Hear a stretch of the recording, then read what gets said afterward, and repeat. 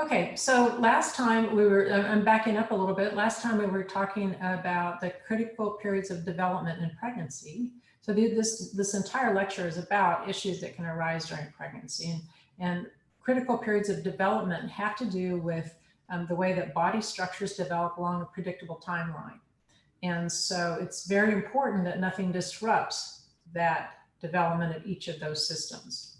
And structures that are really are most vulnerable during that period of time. So the brain cells grow from the get-go. So any insults or lack of nutrients or exposures to certain toxins can affect development. So then what we talked a little bit about this diagram to show you that the timeline. So here's the spinal cord and central nervous system. You can see that develops the entire time. Here's the heart, arms, legs, ears, and so forth. So when there is a nutritional issue or exposure to lead or some other type of issue, then there can be problems with development. We quickly went over this. So there are categories of disruption such as hot tub, fever, chemical agents, which we focused in on alcohol and on lead, and viruses and parasites, and the ones we focused on are toxoplasmosis, Zika, and COVID. And here's where we are in our lecture. And then a little bit about nutrition for mom. So we mentioned alcohol use already and came to the conclusion that there's no safe time to consume, no safe amount and no safe time to consume alcohol during pregnancy. And this is supported by a great deal of literature. And we talked about how difficult it is for people's lives that are born with fetal alcohol syndrome. We mentioned lead, just as it is for kids and infants in development. Adults do not need lead exposure either. We mentioned cat litter and how having an indoor cat can be safe, but having a cat that you contact anew or that comes into your house for the first time may be newly infected with toxoplasma, and then mom has a risk, the pregnant woman has a risk of getting toxoplasmosis, which can be very serious for the development. So basically we said what you're supposed to do about that: stay away from cat litter, don't get a new cat. So we left off here, and the Zika virus reared its ugly head a few years ago. And I don't know how many of you remember this as you were a bit younger, but during this time, we found that there was a certain type of mosquito, mostly in the Brazil and areas like that came out in the dark towards the end of the day or in early morning and was carrying this virus.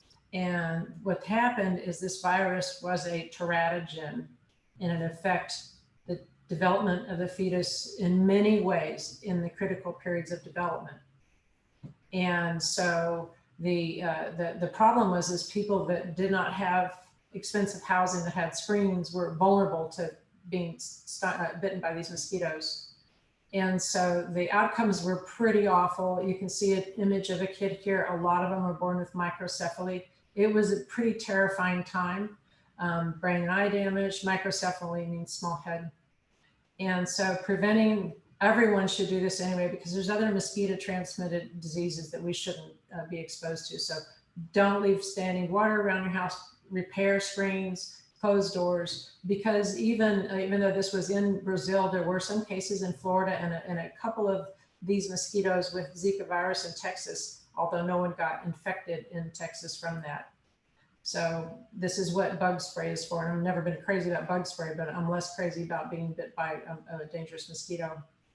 So this isn't so relevant right now. It's just something to your daily life because it's not here, but you should know about it. Okay, so the next section is on maternal conditions. And I've chosen to talk about conditions that have a definite impact on the outcome of the pregnancy. So we'll talk about obesity, gestational diabetes, hypertension, and preeclampsia. Maternal obesity, there's two slides on this. This is the increased risk for mom. So if mom is obese prior to pregnancy, and if her weight gain is high, it challenges her metabolically. You need to think about pregnancy as a challenging time anyway, because of the gain of 25 to 35 pounds and the need for increased circulation in the body. The heart must work much harder than it did before just to support the pregnancy. So she's already got a lot of strain on her without the excess weight. And then if you have obesity on top of this, then she's got metabolic issues to deal with. One is gestational diabetes. We talk about diabetes in your classes. Juvenile onset diabetes is the oldest term for type 1 diabetes that people often get as an autoimmune condition, and then they stop making insulin. Then the other type of diabetes is for usually adult onset. It's called type 2. That one has to do with lifestyle and excess body weight primarily. People develop a resistance to insulin. Okay, and so in the case of gestational diabetes, mom develops diabetes for the first time during her pregnancy. And this is tested several weeks out. We'll talk about this. So these are so we have a whole slide on this. So she's got an increased risk for getting this, for hypertension, in particular, a scary one called preeclampsia, early preterm labor, surgical deliveries, instrumental deliveries because the infants get stuck in the birth canal because they're large, and increased risk for postpartum infection. So here's a slide that shows the risks for the neonate. The previous slide indicated risks for the pregnant woman. And so for the neonate, one, from their perspective, is one is premature delivery. The second is large for gestational age, okay, because these kids can often be several pounds higher. There's even been 16-pound babies born before. That's rare, but you know, we want to stay in the 7.5 to 8.5 range and don't want to go much higher than that if we can help it. Birth defects, actually, this is true of diabetes too. Elevated blood sugar during critical periods of development can affect development. And also, this is something called shoulder dystocia. And what's going on is the infant can't, again, get stuck in the birth canal, can't get out. And at this point in time, you can't stop and do a surgical delivery. So typically what they do is break the shoulder bone to get the baby out. All right, so that's pretty much how they have to do that. So these are a lot of good reasons from the perspective of the neonate to avoid obesity, and also good reasons from the perspective of the mom. The issue is lifestyle and diet can change the entire trajectory of all of our lives. We can live a healthy life or an unhealthy life, and the ramifications go throughout, right? This is where we get our pre-existing conditions, which aren't insurable anymore, and so on. All right, so gestational diabetes, this is diagnosed for the first time in pregnancy. Okay, so, and usually it's about 24 to 28 weeks when they do the test, and the women have to go in fasted and drink those nasty fluids that have a certain measured amount of glucose in them, and then they measure their blood to see how well the insulin functions and how soon it takes the blood to go down. So we have these values here. I will not ask you these values, but just letting you know that there are standards that people look at. So so fasting blood sugar is here, and then these are the cutoff values for gestational diabetes. I won't ask you these numbers. I just wanted you to have them here. All right, so how does this affect mom? Increased risk for type 2 diabetes later in life, and a higher risk for all the pregnancy complications that we just talked about with obesity. Okay, with diabetes, she's got many of the same problems. In fact, gestational diabetes and obesity can often go hand in hand. So why are some women at greater risk than others? Women that are older, on the older spectrum, and become pregnant, those already with excess weight, if they've had it before in a previous pregnancy, or a history of polycystic ovarian syndrome, if they've had that before, if they've had a history of that, and family history of type 2 diabetes. So these indicate that she's got an increased risk. So what happens? Kids have higher risk themselves of developing metabolic complications and have trouble with glucose tolerance. Prevention, diet and exercise, we beat that to death all the time. And, you know, people can do what they can. We have issues of personal responsibility, but our environment also matters too. So at your school environment, if there's healthy food available, at your daycare, if there's healthy food available, if your family culture is more around health, this helps a whole lot with respect to maintaining these healthy practices. But it takes a village. It's really hard for people oftentimes in isolation to stay healthy. They can do it, but it's hard. It's a lot harder. And treatment, this is where dietitians, one of the places where dietitians shine, and they help people with their plan to manage their blood sugar, because it must be managed. Okay, the next condition is hypertension. You remember this as high blood pressure. The definition is a systolic blood pressure. Remember, it's systole over diastole. And 120, you're probably used to the number 120/80. That's considered the cutoff for normal. Anything below that's better. Lower is better most of the time. But for hypertension during pregnancy, the diagnosis is a systole of 140/140 and/or diastolic blood pressure over 90. So this is one of the reasons we need prenatal care. You go in, they check your blood, see if you've got high blood sugar. They check your urine, see if there's protein in the urine. They do a blood pressure cuff, see how your blood pressure is, and then go from there. Now, there's 3 types of hypertension that can be experienced in pregnancy. One is chronic, and this means she's already got hypertension. She came into the pregnancy with hypertension. The risk isn't, I mean, it's not a great situation, but that's not the highest risk situation. The second option is she can develop hypertension during pregnancy. That's why it's called gestational. Just like gestational diabetes, they develop diabetes during gestation. So gestational hypertension develops during the pregnancy. And then sometimes women have a very serious condition related to blood pressure called preeclampsia, and this has its own slide. So I'll pull this out and talk about it.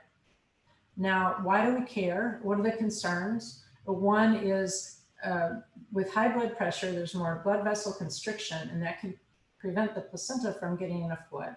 So that's going to affect the growth of the fetus, right? We want the placenta and that communication between mom and the fetus to be very strong and robust.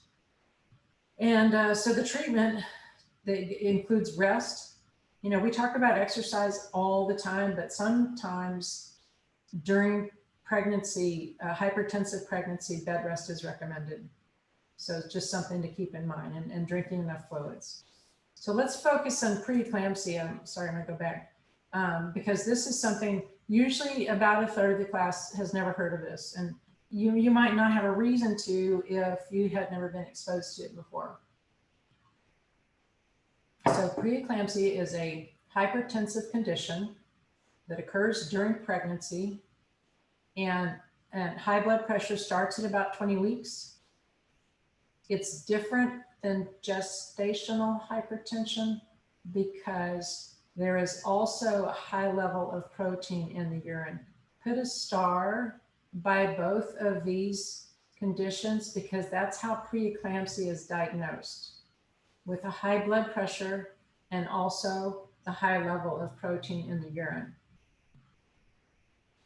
Now, oftentimes people have swelling too. You can't consider that a criteria, but it can happen. Some people have swelling and they don't have preeclampsia. They have to have these conditions to have preeclampsia. And pre means before. Preeclampsia, if left alone, can lead to full-blown eclampsia. This is a seizure disorder. So eclampsia is a condition where mom experiences seizures. She can have so many organs involved in this. It can increase her risk for death too. Some women have such a bad situation with preeclampsia and eclampsia that after birth, they might not be aware of anything for a couple of weeks because they may suffer so much. The only, and I don't have this on here, so write this down. The only cure for preeclampsia is giving birth. The only cure for preeclampsia is actually giving birth and ending the pregnancy. This is one of these situations where a woman, a pregnant woman's life may be at risk. So when we have discussions about pregnancy termination or early delivery, mom can be in such bad shape from eclampsia that she will die without that intervention. Why does this happen? And what's so interesting about preeclampsia is it's been going on forever. It's in history, right? So there's always been, when there's information about health, there's always been this condition. So it's always happened and it's confusing. There's some immune response, inflammation, some exposures, maybe some endocrine disruptors, nutrient deficiencies can be associated with it. So this is why we want to eat a good diet. Obesity is a risk factor, and maybe a genetic predisposition. But in a very general overview, what I will tell you is it seems like the maternal body is rejecting the uterus, or not the uterus, but the placenta. There's some immune interface between the placenta where things aren't going well. So that's a simplistic way, but it's what I have time for to talk about. So this is an argument for prenatal care. Imagine if people weren't getting prenatal care with this, and they wouldn't be diagnosed. Okay, so the last topic here is food safety. I believe I'll run through this really quick because this is kind of a fun set of slides. So I think I got these from the Mayo Clinic. I have in the base of this, in the notes section, I have the source. But mom has to be very careful about consumption of certain foods during pregnancy because of the risk. So no raw eggs because of salmonella. I have a list here in the next few slides, just show pictures to reiterate. No unpasteurized milk or soft cheeses, or a naturally made Caesar dressing that's not from a bottle. These can carry Listeria bacteria, which causes stillbirth or greatly increases risk for stillbirth. No undercooked meat, toxoplasmosis, salmonella. If you're going to eat deli and luncheon meats, they need to be very hot because Listeria can live in the refrigerator. No fresh juice, no raw sprouts, no unwashed produce, no sushi. So you sushi lovers, you don't need the mercury anyway, but also this for parasites and bacteria. People do get them. No predatory fish because of mercury. No smoked fish because of potential for parasites. They need to be cooked all the way. No raw shellfish. No potluck. This is my favorite story when I used to teach food science a long time ago, is thinking about food safety. If you're prissy at all about food safety, a potluck is the perfect example of how to have a worst case scenario, right? People bring their foods, or the host or hostess have their foods, and they put foods out. And if you show up at a party in the middle of it, you don't know how long the food's been out. And so if you show up when it starts and you've seen it come out, then you know what the timeline is, right? But we've got this 2-hour rule where after 2 hours, we can have an increase in bacteria producing staph, for example, staph toxin, which can make people throw up, right? Or salmonella can grow, which can make people sick for several days. And also potluck, or I'm just talking about any kind of group feeding, if people are sick and they go and they eat the food, and then they may contaminate the food, they touch it. If they have staph on their hands, they can touch the food and that'll seed it so that you get sick. And no alcohol, caffeine in moderation. So I'm going to run through these real quick. So this is just when you're studying to make it a little more fun to take a look at. And in case you weren't hungry yet, this will do it. All right. So same thing with Caesar dressing, no unpasteurized milk, no soft cheeses, no undercooked meat or unheated deli meats, no fresh juice, no raw sprouts. And there's no way to grow raw sprouts like alfalfa sprouts, even at home, without having this risk. The bacteria can still grow there. So just quit eating it. No unwashed produce, because toxoplasma can actually be on that, because there maybe have been fecal contamination on the produce. No sushi, no high mercury fish, no smoked seafood, no raw fish. Be careful about that. Caffeine and no alcohol, and some of that's redundant. So that's our last lecture on pregnancy itself. So any questions before I go on to the next topic? Somebody asked if cooked sushi is okay. Yeah. It's the raw, it depends on what it is. You know, if it's big-eyed tuna or something, then no, it's not okay because it's a predator. But whitefish or something like that, if it's cooked, it's okay. So it's just the raw fish. That's the problem. Anybody else? Does preeclampsia have any effect on the fetus, or is it just the mother? Well, okay, so she's got issues with, that's such a good question. She's got issues with constriction of blood vessels to the placenta. The placenta may not be in very good shape. So since it's responsible for that nutrient exchange and exchange of waste products, that can have a negative effect on the infant. So it absolutely, absolutely. And yeah. Anybody else?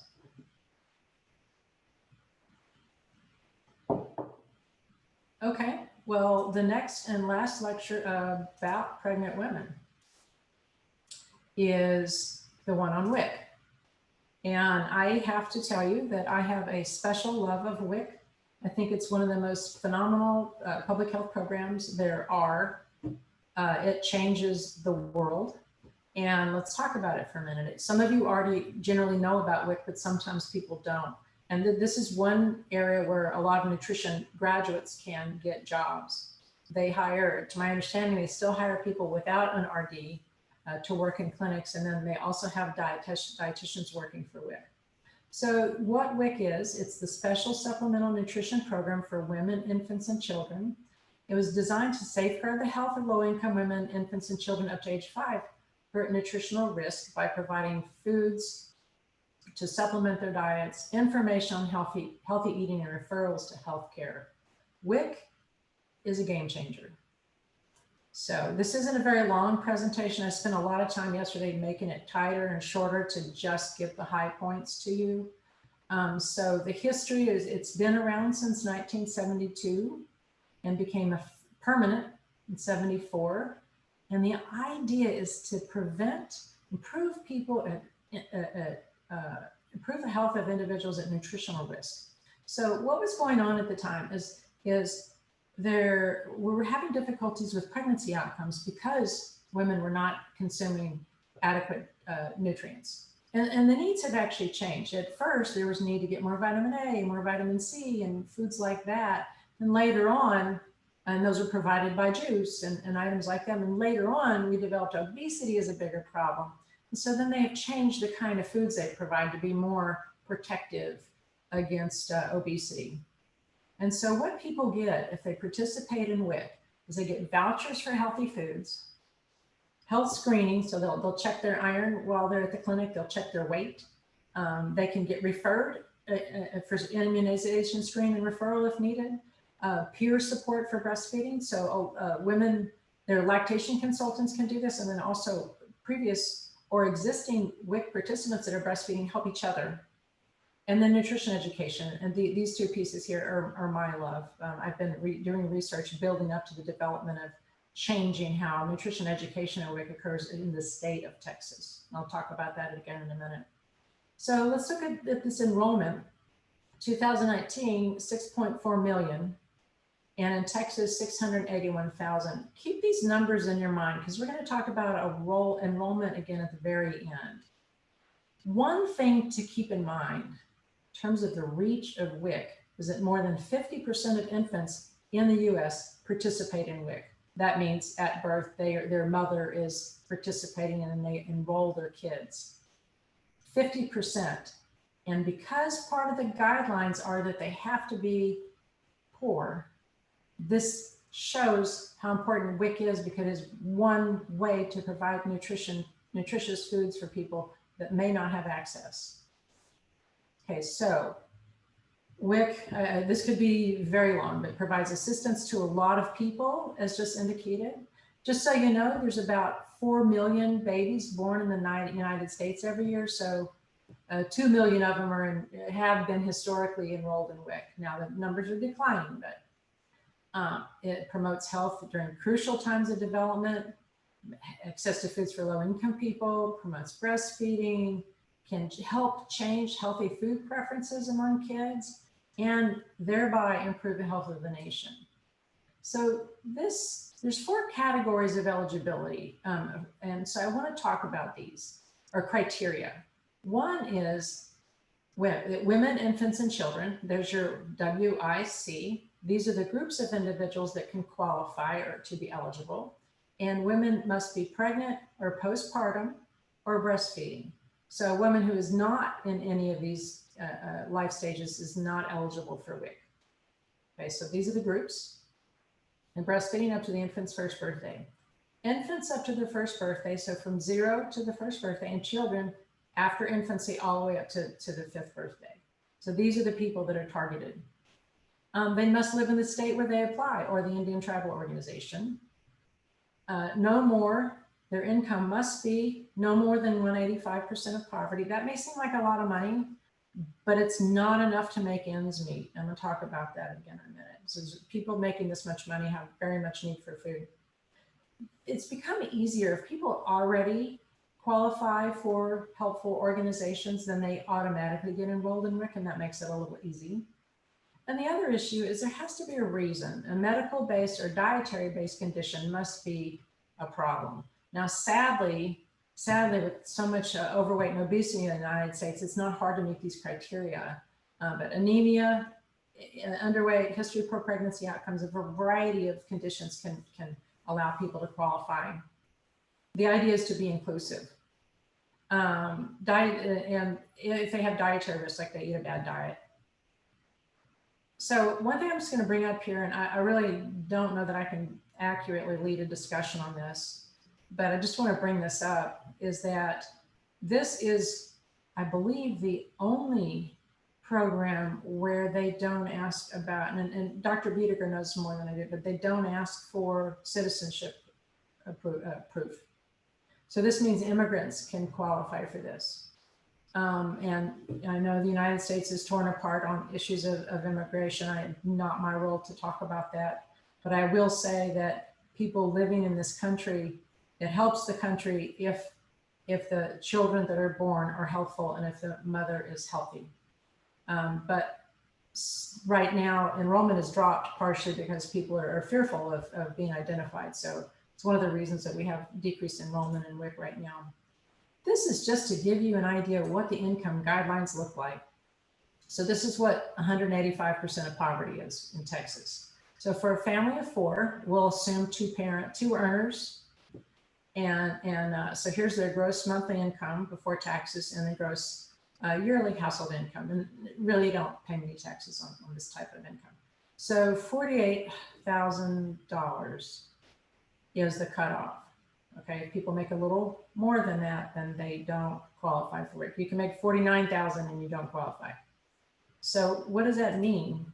Well, let's look at the cost of living in a place like Austin. Federal minimum wage has not changed. Some states have changed their minimum wage to $15 an hour to try to give people a living wage. But what I will tell you is a federal minimum wage across the nation is not enough to support families. So if people are working at jobs and they make minimum wage, they must have some safety net. So for an example, if one person is working at minimum wage, their annual income is about $14,000, and 2 adults, that's 28. And the cost of living in Austin for a family of 4 is about 52,000. So as you can see, we have serious need in people that are making this low income, low amounts of money. And just to bring this up too, different jobs pay different amounts, and many jobs require an education, a college education, which is also, y'all may be familiar with the expense here. Okay, and then there are jobs that require less education that also pay less. So college education is a big factor in lifetime learning potential. You probably know that. That's one of the reasons you're here. Okay, so a primary benefit of WIC is these food packages. And if you want to delve into this some more, you can. Here's a link, but just want to tell you generally what the foods are. So for infants, remember, from birth to 12 months, infants that are enrolled in WIC can receive stuff from WIC. What do they get? From 0 to 5 months, it depends on how they're fed. If they're fully formula fed, they get enough formula to feed them. partially breastfed, they get a little less formula. And if they're fully breastfed, they don't get any. So if you look at this, you think, and this has been shown in the literature, you might think, wow, I'm going to fully formula feed my kid because that's a lot of money. Formula is expensive, right? A couple $1,000s a year or something. So this seems to swing it towards, well, maybe I'll formula feed and get that benefit. However, breastfeeding is incentivized in other ways. In the older kids, for example, if they're formula fed, they still get their formula, and all kids now get infant cereal, and all kids get baby food, fruits, and vegetables. So whether they're fully or partially breastfed, they get the same thing. But look what happens if they're fully breastfed with no formula. What happens is they get their infant cereal, but they get double the amount of baby food, fruits, and vegetables, and they also get baby food meat. Okay, so the take-home message here is foods. Notice there are no foods provided until 6 months in accordance with the guidelines. Breastfed infants get baby food meats and double the baby food, fruits, and vegetables. This incentivizes breastfeeding. We like to ask this question on exams. So have an understanding of how WIC works to incentivize breastfeeding. It has to do with the design of the packages for the fully breastfed infant and then also for mom. We'll talk about that. Okay, for women and children, the amount of food provided depends on the time after birth and on mode of feeding. But here's the types of foods they get. Juice, milk, cereal, eggs, fruits, and vegetables, and they'll get a dollar amount depending on if they're breastfeeding or not.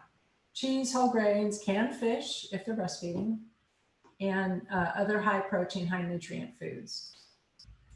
Take home message, breastfeeding is encouraged by providing more juice, more money. $11 a month is not the end of the world, but more money for fruits and vegetables, more milk, more eggs, more whole grains, and more canned fish. So if a mom is exclusively breastfeeding, after 6 months, her kid gets more food, and then she also gets more food.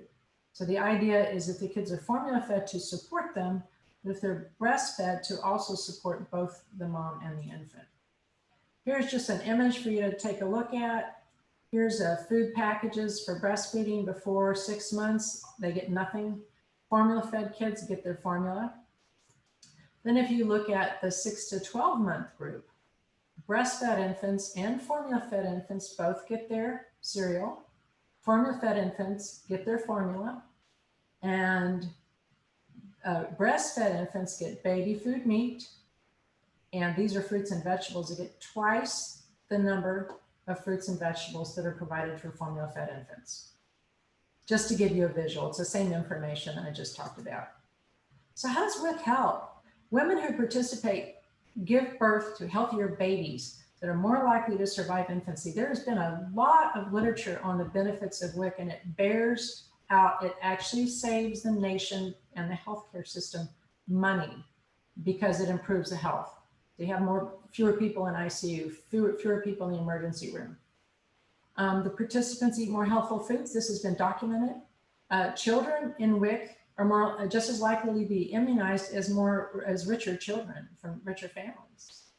Children of mothers who participated in WIC while pregnant show a mental benefit. They score higher on mental and reading assessments later. So that's a big deal. So WIC makes a difference for the mom and for the infant. And you remember, we've talked about the critical periods of development, and we realized the reason that we started this program in the early 1970s was because there was a need. And since that time, the benefits have been shown over and over again. Now, I have only this one more point, and then I'm going to show you some literature, but WIC enrollment has been declining. Look at this from 2015. See how the numbers go down? And in Texas, it used to be 1 million when I was first working in 2008 with WIC. I've done several research projects with Texas WIC. It used to be about 1 million. And then slowly the amount of enrollment is declining. There's a variety of reasons for this. One is the fear, the whole immigration fear, but then there's also people that maybe natural citizens or citizens, but they don't want to get involved in a system. And so there's just some concerns about this. And also maybe communication and reach. People that are poor have trouble getting to a WIC clinic to go pick up their benefits and to go to nutrition education. So there's a variety of barriers involved in WIC enrollment. And so I have been involved in research in the state of Texas to improve WIC enrollment directly. One has been looking at the food packages and I've looked to see first how infants and toddlers in San Marcos WIC, when they got more healthful food practices, did that improve their diet? And my graduate students, you may know Ms. Thornton, she was my graduate student a long time ago. Amanda Reed and Julia Von Bank did this work. They did their thesis projects on looking at San Marcos WIC. I was funded by a grant to do this research and then got 2 publications out of this on the effect of WIC on dietary intake of infants and toddlers. And my most current work, and it's ongoing, is in collaboration with Dr. Ruediger Friedman. We've had several grants. We have had a $250,000 grant, another $100,000, and they're working on another $100,000 grant.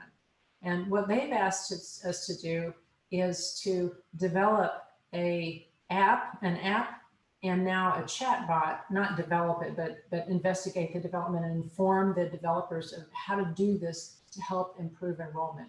So we're working directly with the Texas WIC to help them improve that enrollment issue. The next step after this is to provide a nutrition education via a chat bot. What this does is stop people from having